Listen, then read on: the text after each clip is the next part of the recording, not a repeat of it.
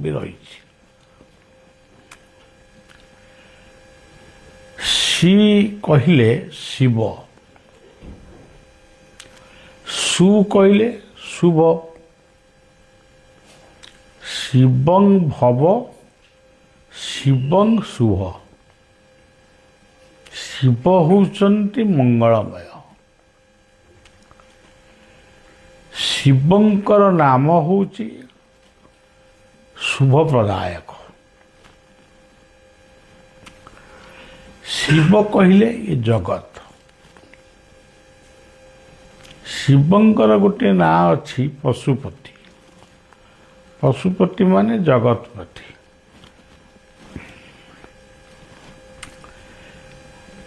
ତେବେ ସି ସୁ ଏ ଯୋଡ଼ିଏ ଅକ୍ଷରରେ ଗୋଟିଏ ମହାନ କଥା ଆସୁଛି, ଶିବଂ ଭବ ଶିବଂ ଶୁଭ। ସତ୍ୟ ଯୁଗରେ ଆମେ ଯଦି ପୁରାଣକୁ ବିଶ୍ୱାସ କରିବା, ବିଶ୍ୱାସ ତ କରିବାକୁ ହେବ, ବିଶ୍ୱାସ ନ କଲେ ନାହିଁ ସମ୍ମାନ ତ ଦେବାକୁ ବି ପଡ଼ିବ। ସତ୍ୟ ଯୁଗ ବୋଲି ଗୋଟେ ଯୁଗ ଥିଲା, ତାକୁ ଆମେ ଆଉ ପ୍ରମାଣ କରିପାରିବାନି, କିନ୍ତୁ ସେ ଶାସ୍ତ୍ରଟା ଆମକୁ ସତ୍ୟ ଯୁଗର ପ୍ରମାଣ ଦେଉଛି।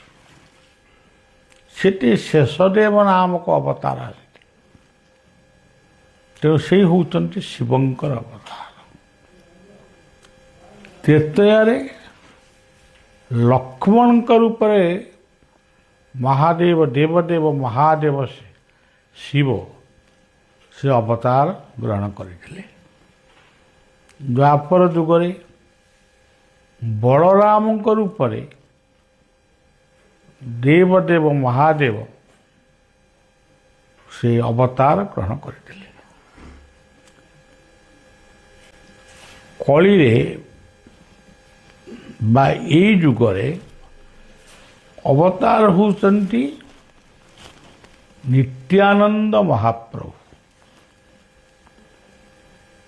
ତେଣୁ ନିତ୍ୟାନନ୍ଦ ମହାପ୍ରଭୁ ହେଉଛନ୍ତି ଶିବଙ୍କର ଅବତାର। ତ୍ରେତୟା ଯୁଗରେ ହନୁମାନ ହେଉଛନ୍ତି ଶିବଙ୍କର ଅବତାର। ଆମ ଜଗନ୍ନାଥ ସଂସ୍କୃତିରେ ବା ଜଗନ୍ନାଥଙ୍କ ଦର୍ଶନରେ ବଳଦେବ ହେଉଛନ୍ତି ସ୍ୱୟଂ ଶିବ। ଶିବଂ ଭବ ଶିବଂ ଶୁଭ। ଭାଗବତରେ এই ଶିବଙ୍କୁ ମାନେ ବହୁତ ବଡ଼ ଗୁରୁତ୍ୱ ଦିଆହେଇଛି। ସେ କହିଛନ୍ତି ମୋହର ଆତ୍ମା ପଶୁପତି। ତାହେଲେ ମୋହର ଆତ୍ମା ପଶୁପତି ବୋଲି ଯେଉଁ କୁହାଯାଉଛି, ପଶୁପତି କଲେ ଜଗତପତି, ସିଏ ହେଉଛନ୍ତି ତାଙ୍କର ଆତ୍ମା, ମାନେ ସ୍ୱୟଂ ନିରାକାରଙ୍କର ଆତ୍ମା ହେଉଛନ୍ତି ପଶୁପତି ଶିବ। ଏଠି ଶିବଙ୍କର ଦର୍ଶନଟା କେତେ ମହାନ। ଶିବଙ୍କର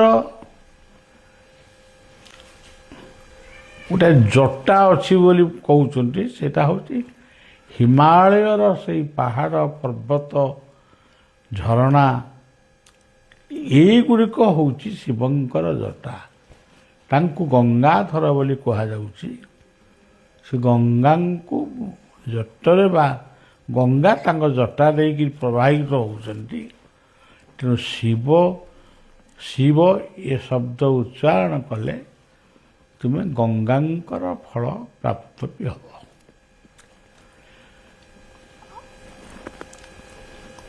ଆଗକୁ ଶିବଙ୍କର ଗୋଟେ ଉପବାସ ଦିନ ଆସୁଛି, ଯାହାକୁ କୁହାଯାଉଛି ଜାଗର।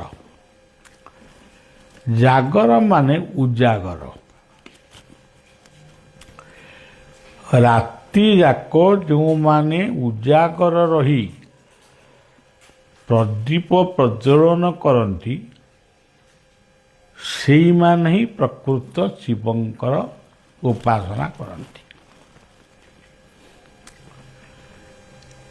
ये प्रथाटा आमर मयूरभंज जिले बा बेंगल इत्यादि रे जो भली भाव पालन हुए से भली पालन अन्यान्य जगार प्राय हुए एमानंको खाद्य दरकार तेणु खाद्य खाइबा को हेले गोटे आड़ दरकार से आड़टा हूँ आमर लिंगराज मंदिर लिंगराज मंदिर एतिकिटा बेले दीप महादीप उठे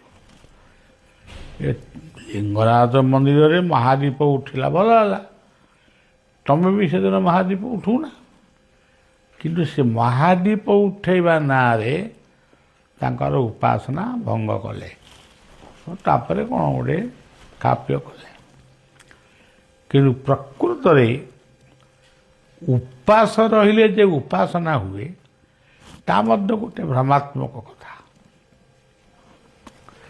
शिवंकर उपासना रे मंत्र जप कर तांकर प्रिय मंत्र होची ओम नमः शिवाय तांकर अनेक मंत्र अच्छी किंतु सबुठारु से होचंती आशुतोष अल्प के से खुशी हुअन्ति ओम नमः शिवाय एतिके से बहुत खुशी तेणु ये मंत्र उपरे श्रद्धा रख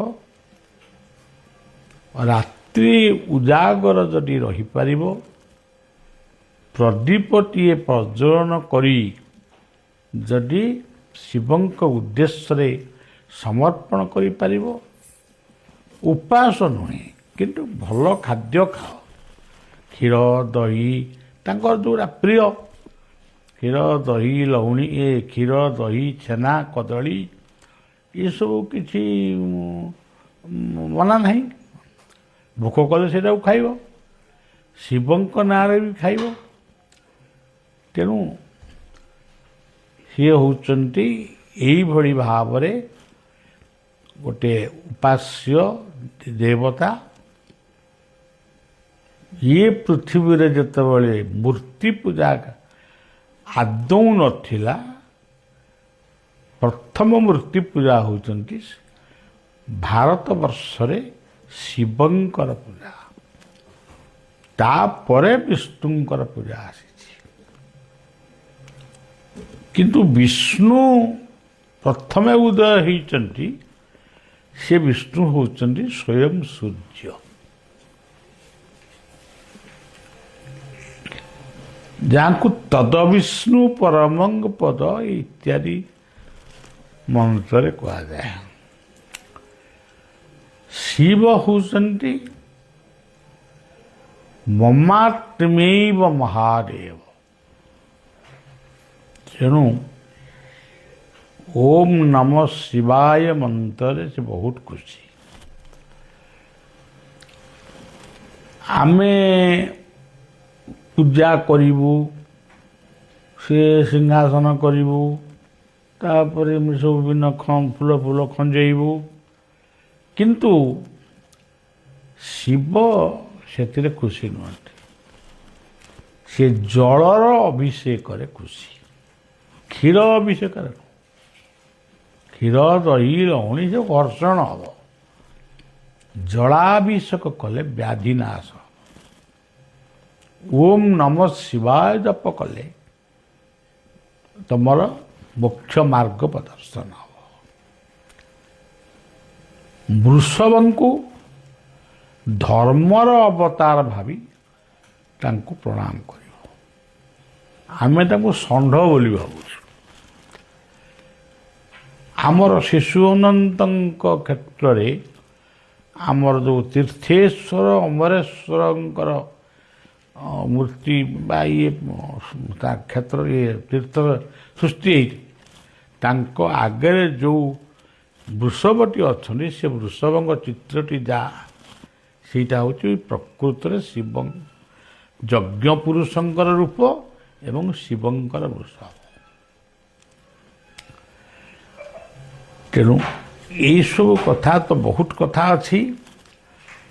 ତେବେ ପବିତ୍ର ଜାଗର ଗୀତା ଗୋଟିଏ ଶ୍ଲୋକରେ କହିଲେ,